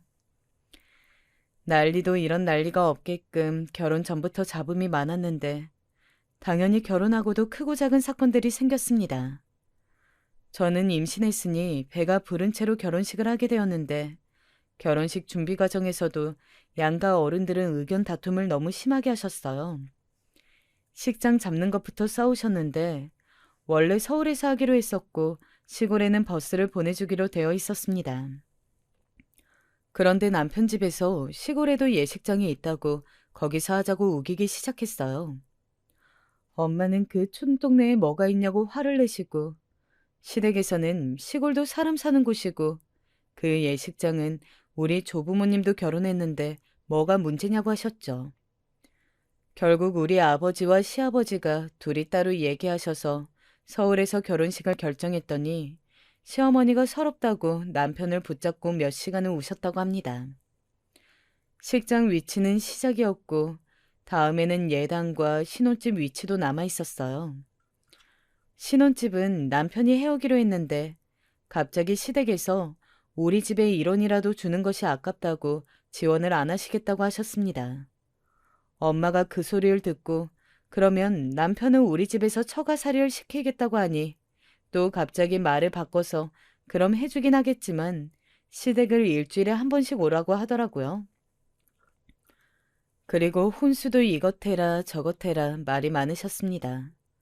엄마는 그걸 듣고 우리 집도 돈 많다고 우리 아버지는 은행 다니니까 돈 가지고 유세 떨지 말라며 한 소리를 하시기도 했죠. 예단도 요구하는 금액이 많았는데 엄마는 그 시골에서 이런 게 무슨 소용이냐고 아직도 조선시대인 줄 아냐고 따져서 겨우 무마되었습니다. 결혼 준비하면 원래 신부와 신랑이 많이 싸워서 파혼까지 간다고 하던데 저와 남편은 오히려 사이가 돈독해졌어요. 제가 임신하고 있었기 때문에 우리끼리는 사이가 더 좋았습니다. 그런 우리 부부와 달리 어른들의 의미 없는 싸움은 지속되었어요. 결혼식장에서 입는 한복 가지고도 마찰이 있었는데 시어머니가 무슨 신부 어머님들이 입는 전형적인 분홍색에 보라색을 합친 한복을 고르더니 거기에 레이스를 달고 호랑이 자수를 넣겠다는 거예요. 저는 처음에 장난인 줄 알고 웃었는데 시어머니는 정색하시고 진짜로 호랑이와 나비를 한복에 넣어달라고 하셨습니다. 레이스도 어깨 양쪽에 달고 치마는 분홍색에 보라색 무늬로 강조해달라고 하셨죠. 그러더니 갑자기 무슨 조선시대 중전이 입는 한복은 없냐고 사장님에게 묻는 거예요. 저는 슬슬 당황하기 시작했고 엄마 표정도 매우 안 좋아지셨어요. 엄마와 시어머니는 예전에는 만나기만 하면 싸웠다던데 결혼 준비를 시작하면서는 서로 만나면 무시를 했거든요. 그런데 엄마는 시어머니가 그런 것을 보고 한숨을 쉬며 결혼 꼭 해야겠냐고 하셨죠.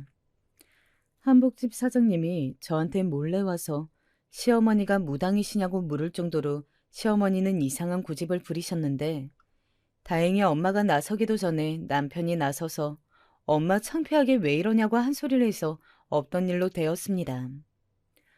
그걸 보더니 엄마는 저에게 저것 보라고 저렇게 염치 없고 자기밖에 모르는 사람이 네 시어머니라고 지금도 결혼 없던 걸로 하는 것은 아직 늦지 않았다고 하셨습니다. 하지만 그 당시 저는 아이를 꼭 낳고 싶었고 남편과 결혼하고 싶은 마음이 너무 커서 엄마의 반대에도 꿋꿋하게 결혼 준비를 이어나갔습니다.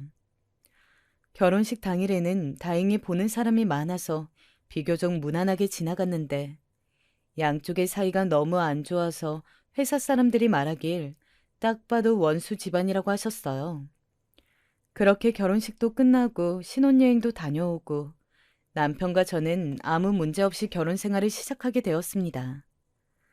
명절이나 생신 관련해서도 아주 많은 갈등이 있었는데 저와 남편은 그냥 어느 순간 어른들의 의미 없는 싸움이란 느껴져서 이제는 괜찮게 느껴졌어요. 몇 개월이 지나고 저는 아기를 출산했는데 서울 친정에서 산후조리를 하고 시골로 내려가서 아기를 보여주려고 했더니 시어머니는 제가 친정에서 한 달을 있었으니 시댁에서도 한 달 뒤에 올라가라고 하셨습니다. 옆에서 남편이 엄마 제발 그만하라고 해도 시어머니는 무조건 아이와 저는 시댁에서 한 달을 자고 가라며 벌써 이불까지 깔아놓았다고 하셨어요. 결국 저는 밤에 몰래 남편과 야반도주해서 서울로 올라가게 되었고 그 과정에서 원래 우리 외할아버지한테 가서 아기를 보여주려고 했는데 보여주지 못해서 외할아버지도 화가 나시고 몰래 서울로 갔다는 것을 알게 된 시어머니는 남편에게 난리를 치셨어요. 이런 식으로 우리 일에 양가에서는 우리 집에 뭘 하면 시댁에서도 하길 원하셨고 반대의 경우에도 마찬가지였답니다. 그리고 아이가 자라면서 발달 과정에서 맞게 행동을 하는데 시댁에서는 아이가 걷는 것이 느리니까 제 탓을 하셨어요. 제가 키가 조금 작은 편인데 엄마 키가 작으니 아이가 늦게 걷는 거라고 하시며 시골에 소문을 내셨다고 합니다. 그걸 들은 외할머니가 시댁에 찾아가서 우리 손녀딸보다 네 키가 더 작다고 난쟁이 아니냐고 하셨고 그걸로 또 싸움이 일어났다고 해요. 시골이라 거기서 사신 분들은 오래 사셔서 양가 가족분들이 사이가 좋지 않다는 것은 잘 알고 있는데 나중엔 싸워도 거기 또 그래? 하고 말았다고 합니다. 저와 남편은 그럴 때마다 나중에는 기가 막히고 웃겨서 그냥 저러고 말겠지 생각하며 대수롭지 않게 넘기곤 했어요. 아이가 자라면서 유치원생이 되었고 그동안에도 많은 일이 있었지만 저는 남편과 아이만 생각하면 당연히 견딜 수 있었습니다. 남편은 늘 한결같이 성실했고 저만 바라보았거든요. 다정하거나 섬세하진 않지만 그래도 믿음직하고 든든해서 이 사람과 결혼하길 잘했다는 생각을 매일 했습니다. 저에게 화를 낸 적도 없고 사람이 재미가 없지만 반대로 유흥에 물들거나 바람을 피울 가능성은 전혀 없어서 저는 결혼하길 잘했다고 생각하며 살고 있답니다. 주변을 보면 오히려 재미없는 로봇 같은 사람이 나은 것 같아요. 저는 결혼하고 아이를 낳으며 회사를 그만두게 되었는데 아직도 같이 일했던 언니들 말을 들어보면 남편은 회사에서는 더 로봇 같다고 저에게 결혼하길 잘했다고 하더라고요. 성실하고 일은 잘해서 승진은 한 번도 밀린 적이 없이 연봉을 차근차근 높이는 남편이라 의지를 많이 하고 있습니다.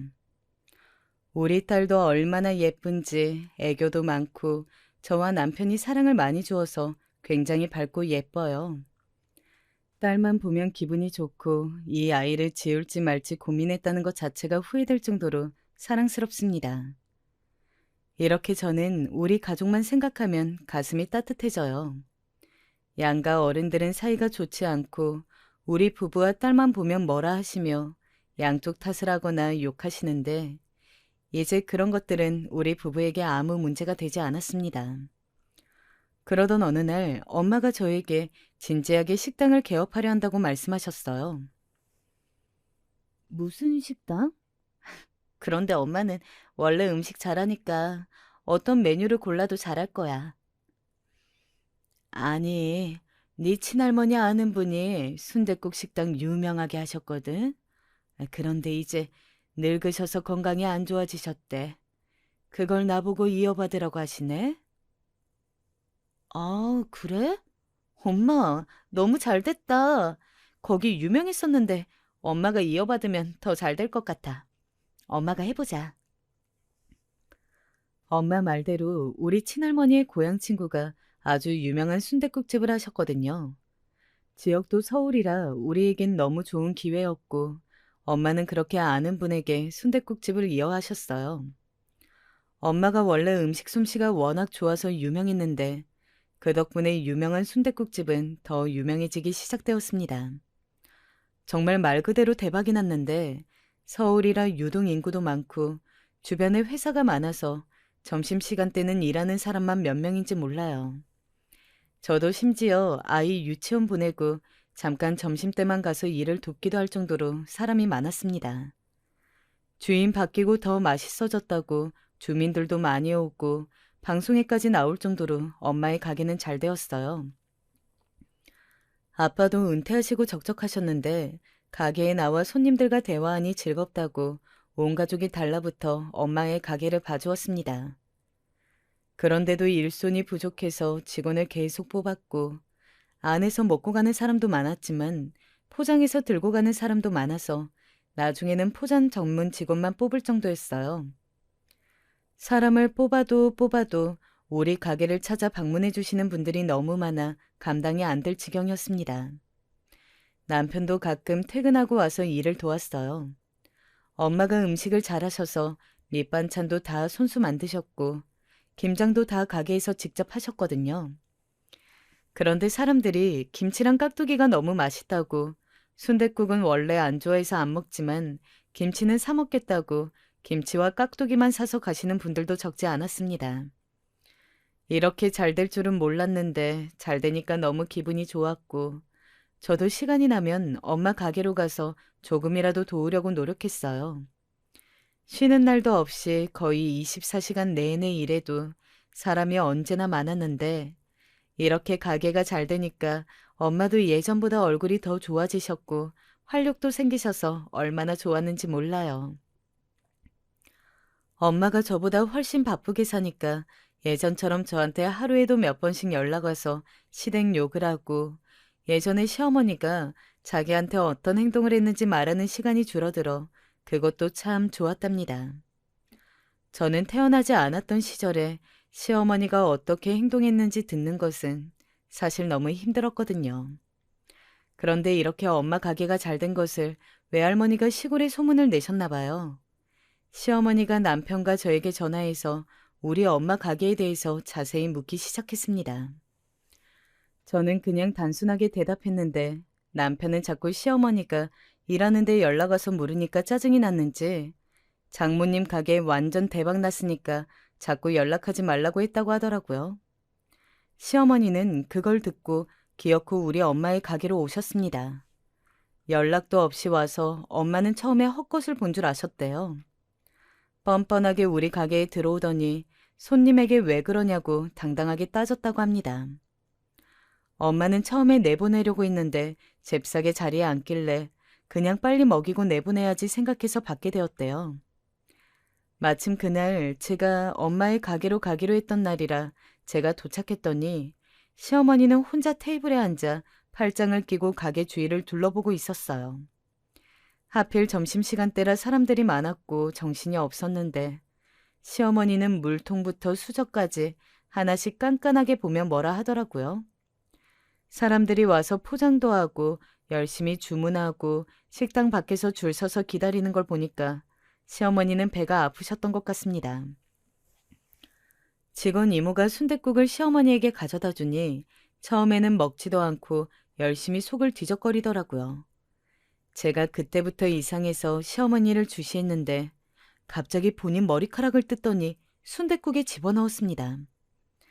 제가 저게 뭐 하는 짓이지 싶어 가까이 다가가니까 시어머니는 당당하게 저에게 소리를 지르셨어요. 이것 봐. 이게 뭐니? 너희 엄마는 기본도 안 되어 있다. 음식에 머리카락이 들어있잖아. 이게 말이 되니? 아니, 어머니.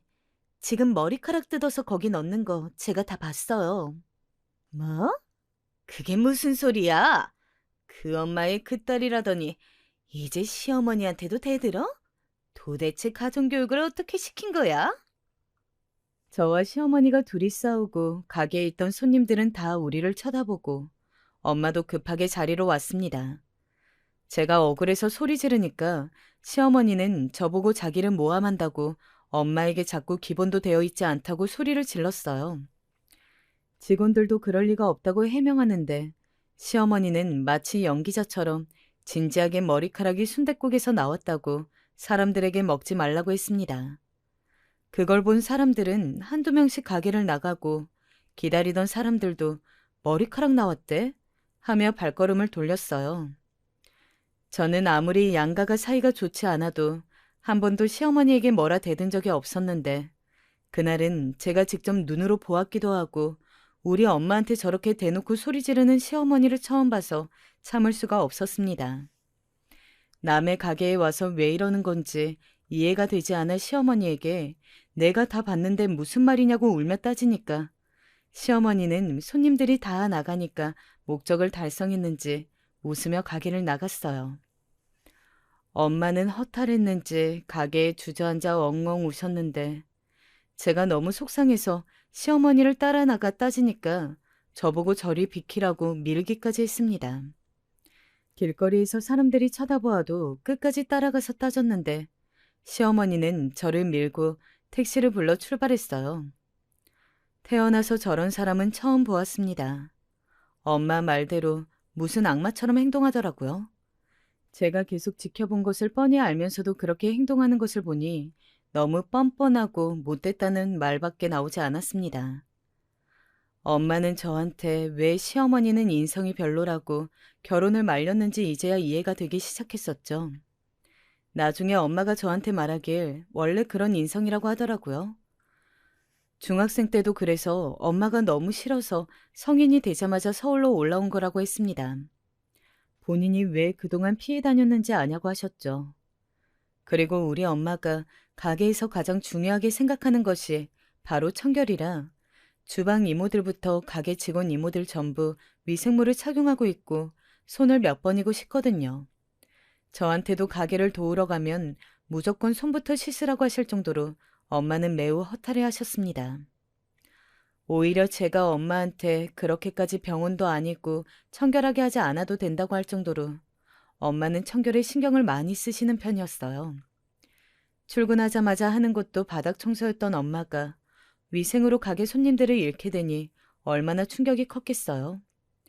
옆에서 지켜보며 가슴이 찢어지는 줄 알았답니다. 저는 말로만 들었지 시어머니가 저렇게 악독하게 행동할 줄은 몰랐는데 너무 화가 나서 남편에게 전화해서 네 엄마 미쳤다고 욕하니 남편도 한숨을 쉬었어요.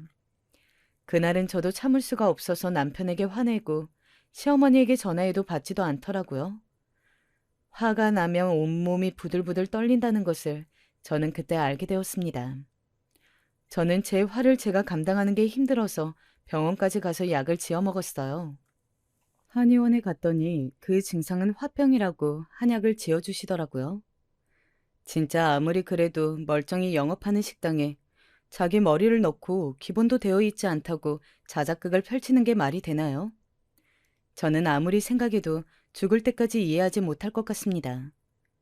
시어머니가 전화를 안 받으니 시아버지에게 전화해서 따졌고 이 사실을 외할아버지와 외할머니에게도 전화해서 말했습니다.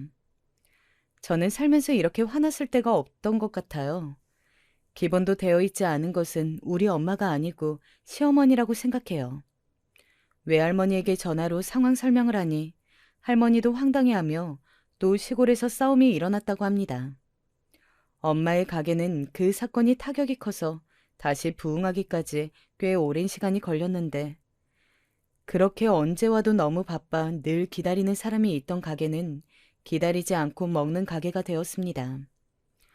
엄마는 이렇게 당할 수 없다고 더 깨끗하게 청소하고 재료를 손질하셨고 손님들에게 떳떳하게 보여줄 수 있다고 주방도 가림막 없이 공사하게 되었어요. 원래도 위생모를 착용하고 계셨지만 이제는 장갑도 착용하고 손님들 앞에서 계속 청소하는 모습을 보여주니 서서히 가게는 회복하기 시작했습니다. 이 사건으로 인해 저는 남편에게 많은 화를 냈는데 저도 남편 잘못은 없다는 것을 알고 있어요. 게다가 그렇게 엄마가 반대했는데 결혼하는 것도 저라는 것을 알고 있습니다. 그런데 저도 화풀이 대상이 필요했던 것 같아요. 시어머니가 저렇게 상식 없이 행동할 줄은 진짜 몰랐거든요. 다행히 남편이 그때 자기 엄마지만 자기도 이해가 되지 않는다고 저에게 사과하고 엄마한테도 와서 대신 사과드린다고 해서 넘어가게 되었습니다. 그렇게 다시 엄마 가게가 회복할 동안 저는 시어머니에게 너무 화가 많이 나서 당연히 찾아가지도 않았고 명절이나 생신 때도 내려가지 않았습니다. 어떻게 하면 복수할 수 있을까 생각했어요. 그런데 시어머니는 그날 서울에 와서 우리 엄마 가게를 봤던 것이 상당히 충격적이었나 봐요.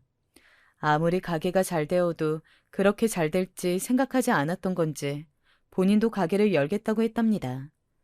저는 남편에게 그 말을 듣고 몇 번을 되물었는지 몰라요.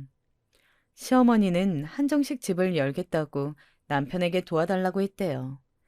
남편이 가게는 아무나 여는 게 아니라고 시어머니를 말렸는데 본인은 자신이 넘친다고 제발 한 번만 도와달라고 절박하게 말했다고 합니다. 제가 그 말을 듣고 웃겨서 엄마한테 말하니 엄마는 눈을 반짝이며 잘 됐다고 우리도 복수하자고 하더라고요. 어떻게 복수하냐고 물어봐도 엄마는 잠잠고 기다리라는 말만 했습니다. 그렇게 시어머니는 결국 본인의 고집대로 한정식 집을 열게 되었는데 남편도 자기 엄마지만 왜 저러는지 모르겠다고 했어요. 한정식 집은 만들 음식도 많고 잘해야 본전이라고 한숨을 쉬었지만 시어머니는 듣지도 않았죠. 그렇게 개업날이 되었는데 남편한테 듣기로는 새로 문을 열어서 그런가 많이 붐볐다고 합니다. 제가 엄마한테 어떻게 할 거냐고 물어도 엄마는 잠잠고 웃었는데 그 웃음의 의미를 저는 다음 날에 알게 되었어요. 아침에 남편을 직장에 보내고 아이도 유치원에 보내고 잠시 잠을 자고 있었는데 시어머니에게 전화가 오는 거예요. 안 받으려고 했는데 계속 울려서 짜증나서 받았더니 시어머니가 고래고래 소리를 질렀습니다. 어찌나 목소리가 크던지 저는 받고 깜짝 놀랐어요. 귀청이 떨어질 것만 같았습니다. 야, 너희 집 진짜 왜 이러니? 웬 똥을 보내? 미쳤어? 네? 똥이요?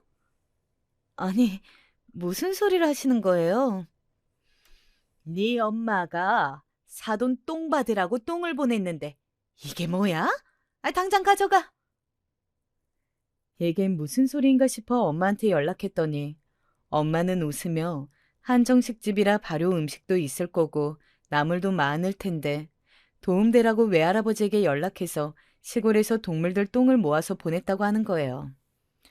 저는 그 말을 듣고 너무 웃기고 황당해서 진짜 똥을 보냈냐고 했더니 무려 외할아버지가 손수 트럭에 싣고 날랐다고 하더라고요. 우리 엄마지만 진짜 대단하다는 생각이 들었고 웃음을 참을 수가 없었어요. 시어머니는 계속 전화로 똥 가져가라고 난리치고 저는 웃겨서 전화를 받을 수가 없었습니다. 우리 가게에 머리카락 놓고 혼자 연기하며 매출을 바닥을 찍게 했을 때는 언제고 우리한테 왜 저러는지 이해가 가지 않았어요. 우리 엄마는 가서 똥을 넣은 것도 아니고 그저 문 앞에 트럭채 똥 배달만 시킨 건데 그게 그렇게 잘못됐나요? 시어머니의 아빠가 화가 나서 우리 외할아버지를 찾아가서 따졌다는데 외할아버지는 그러거나 말거나 문을 걸어 잠그고 낮잠까지 자셨다고 합니다. 시골의 시어머니가 하소연해도 이제 마을 주민들은 또 싸우냐고 관심도 가지 않았고 시어머니는 우리 때문에 자꾸 본인 가게가 망했다고 원망했는데 사실 제가 시골에 가서 시어머니의 음식을 직접 먹어봤잖아요. 냉정하게 시어머니는 원래 음식 솜씨가 없으세요. 이건 본인의 아들인 제 남편도 인정했습니다. 모든 음식에 소금을 왕창 넣고 뭐를 만들어도 다 똑같은 소금 맛밖에 나지 않았어요. 남편도 자기 엄마 음식보다 우리 엄마 음식을 훨씬 좋아할 정도로 맛이 없으니 굳이 우리 엄마가 그렇게 행동하지 않았어도 망하게 됐을 거예요. 아무튼 개업하자마자 이렇게 복수해서 그런가? 시어머니 가게는 폭삭 망해서 2달 만에 식당을 접었습니다. 그에 반해 우리 엄마 순댓국집은 날이 갈수록 잘 되어서 확장 이전까지 하게 되었어요. 그때 시어머니가 난리쳐서 손님이 뚝 끊겨서 사실 엄마가 병원도 다니셨거든요. 너무 힘들어하셔서 밤에 잠도 못 자고 밥도 드시지 못해서 야유였는데 이렇게 참신하게 복수할 수 있어서 얼마나 다행이라고 생각했는지 몰라요. 남편에게 말하니까 남편도 어이가 없는지 웃더라고요. 원래 시어머니와 그렇게 돈독한 모자 사이가 아니어서 다행이었던 것 같아요. 시어머니는 저한테 다시는 시골에 얼굴도 비치지 말라고 했는데 저는 어차피 시어머니가 우리 엄마 가게에 와서 난리친 것을 본 이후로 살면서 시어머니를 마주칠 생각이 없었기 때문에 상관없었습니다. 요즘도 저는 엄마 가게에 가서 돕느라 아주 바쁜 나날을 보내고 있어요. 여기까지가 제가 준비한 내용인데 어떻게 잘 들으셨는지 모르겠어요. 저도 제보하려고 쭉 적는데 되게 즐겁게 써내려갔습니다. 유쾌하게 들으셨으면 좋겠습니다. 들어주셔서 감사합니다. 행복하고 건강한 연말 마무리하시길 바랄게요.